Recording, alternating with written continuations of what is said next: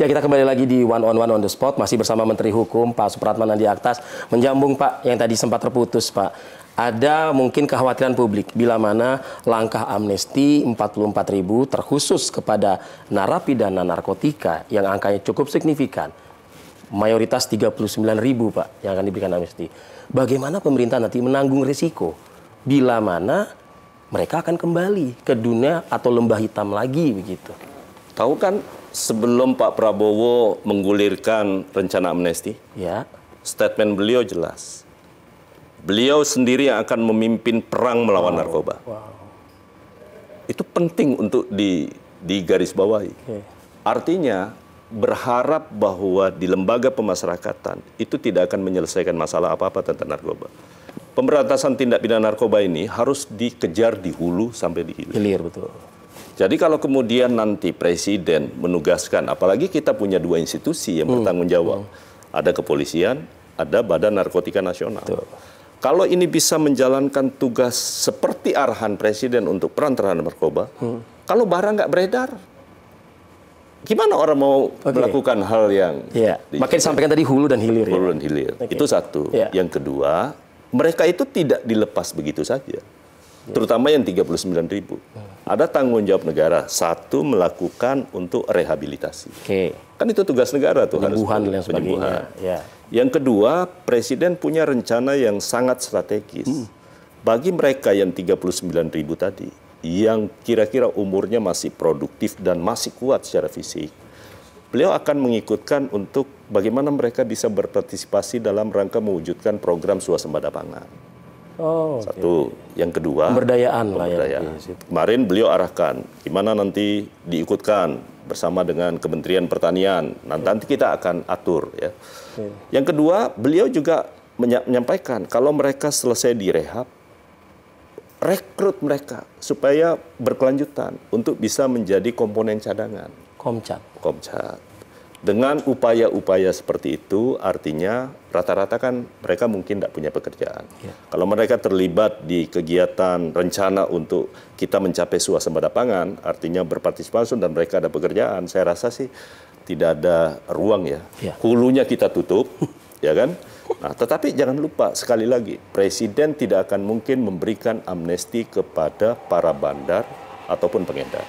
Tidak, itu tidak.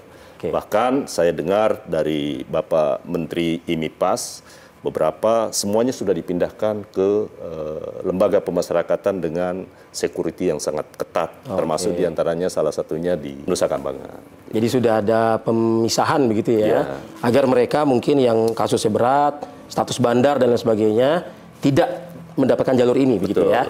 Nah, kita beralih ke soal Mary Jane yang sudah dilakukan oleh Kementerian Hukum, dikembalikan ke Filipina. Bukan durasi waktu sebentar Pak Menteri, 15 tahun loh Pak. Ini boleh nggak kita tahu background-nya Pak, seperti apa sih? Satu, untuk proses transfer, kami sudah ada kesepakatan di antara Menteri Hukum, Menteri HAM, kemudian Menteri IMIPAS, dan juga Menko. Bahwa karena memang kita belum memiliki undang-undang tentang transfer narapidana. Kita belum punya. Kecuali hanya beberapa pengalaman kita dulu. Dulu kasus Korpi juga sama kan. Kita transfer juga. Jadi ada jurisprudensinya yang kita tempuh. Nah karena itu, beberapa negara memang concern. Bukan kali ini saja. Bahwa mereka bermohon kepada pemerintah Indonesia. Baik Mary Jane dari pemerintah Filipina, kemudian juga ada yang dari Prancis dan termasuk yang Bali 9 tadi, juga pemerintah Australia meminta. Saya ingin gambarkan satu hal dulu, bahwa jangan lupa kita juga punya narapidana di luar negeri. Betul. Ya kan? Kita punya narapidana, termasuk di Filipina. Bahkan kemungkinan di Australia saya lagi minta yang selama ini dituduh untuk perdagangan orang, ataupun mungkin nelayan-nelayan kita yang akhirnya bisa masuk ke wilayah jurisdiksinya Australia. Nah, itu yang kita pikirkan adalah bahwa ini harus ada timbal balik di antara keduanya. Karena itu kami bersepakat menyerahkan proses negosiasinya kepada Menteri Koordinator Bidang Hukum, HAM dan Imigrasi dan Pemasyarakatan. Dan itu sudah dilakukan lewat perjanjian.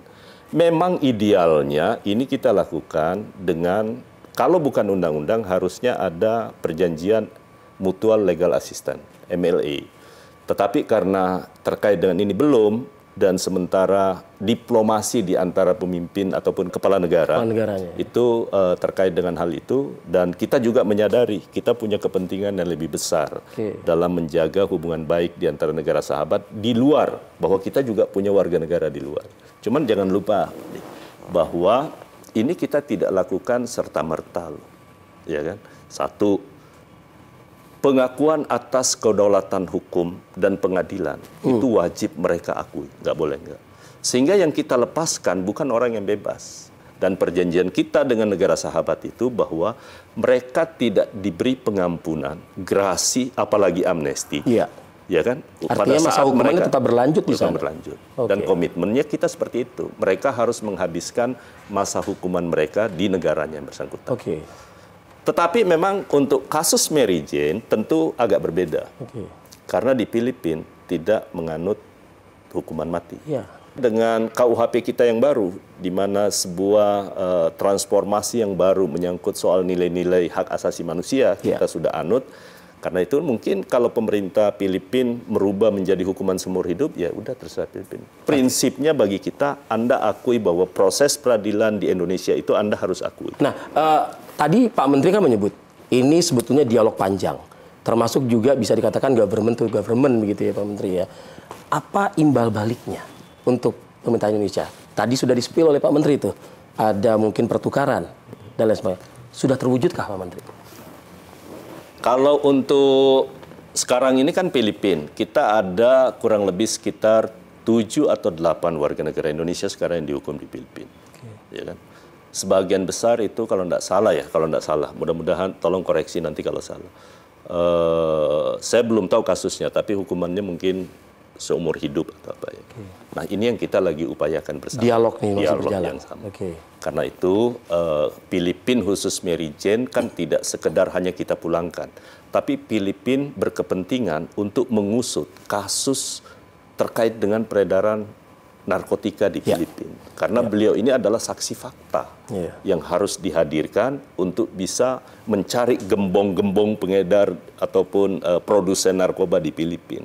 Nah karena itu ini kan kerjasama internasional, apalagi narkoba itu kejahatan transnasional dan harus kita lakukan bersama. Tinggal goodwill pemerintah Filipina begitu ya, mau atau tidak nih melakukan itu begitu. Kita beralih Pak Menteri. Kemarin beberapa hari yang lalu ada politikus PDI Perjuangan dipanggil ke KPK. Ini kalau berita yang tersebar terkait dengan keberadaan Harun Masiku. Kita tahu politikus ini adalah mantan menteri juga di tempat kantor Pak Menteri saat ini begitu. Kementerian Hukum melihat hal ini, termasuk juga sebagai mitra ya tentunya ya KPK ini. Bagaimana Pak Menteri? Rasa-rasanya saya tidak pada tempatnya untuk saya mengomentari sebuah proses hukum yang sementara sedang berjalan. Betul. Itu satu. Yang kedua, kita biarkan aparat penegak hukum untuk melakukan pekerjaannya, menggali informasi dan menjadi kewajiban bagi semua warga negara untuk memberi informasi sesuai dengan kebutuhan penyidikan. Nah karena itu sepertinya saya kurang elok kalau kemudian membahas itu karena secara jujur materi pemanggilan Pak Yasona juga saya nggak ketahui ya, kecuali hanya menonton di televisi. Nah tapi apapun itu sekali lagi saya berharap proses penegakan hukum di kita itu betul-betul bisa berjalan sebagaimana adanya. Betul. Meskipun yang bersangkutan pun juga setelah menjalani pemeriksaan kan mengatakan tidak ada pertanyaan terkait dengan Harun Masiku. Nah, Kementerian Hukum yang pernah ditempati juga oleh yang bersangkutan, apakah juga pernah juga diberikan tugas khusus untuk mencari keberadaan ini? Begitu Pak Menteri. Kalau sejak saya menjabat ya dari Kabinet Indonesia Maju, kebetulan waktunya super singkat, hanya kurang lebih 2 bulan. Dulu masih menggabung Kementerian Hukum dan HAM masih utuh. Masih utuh. Sekarang setelah Kabinet Merah Putih, imigrasi sudah tidak dibawa Kementerian Hukum. Betul. Nah paling hubungan itu kan ada di soal perlintasan antar negara. Jadi sekali lagi saya tidak tahu perkembangan. Baik, baik Pak Menteri. Kita berlanjut Pak Menteri. Ada juga ini tema-tema yang masih menjadi perbincangan oleh publik. Bahkan publik pun juga memberikan opini begitu ya. Soal mungkinkah gitu nanti kita nggak bisa lagi memilih secara langsung kepala daerah tingkat 1 yang wacananya akan diwakilkan atau dipilih oleh DPRD. Usai jeda pariwara berikut. Tetaplah bersama kami pemirsa, One on One on the Spot akan kembali saat lagi.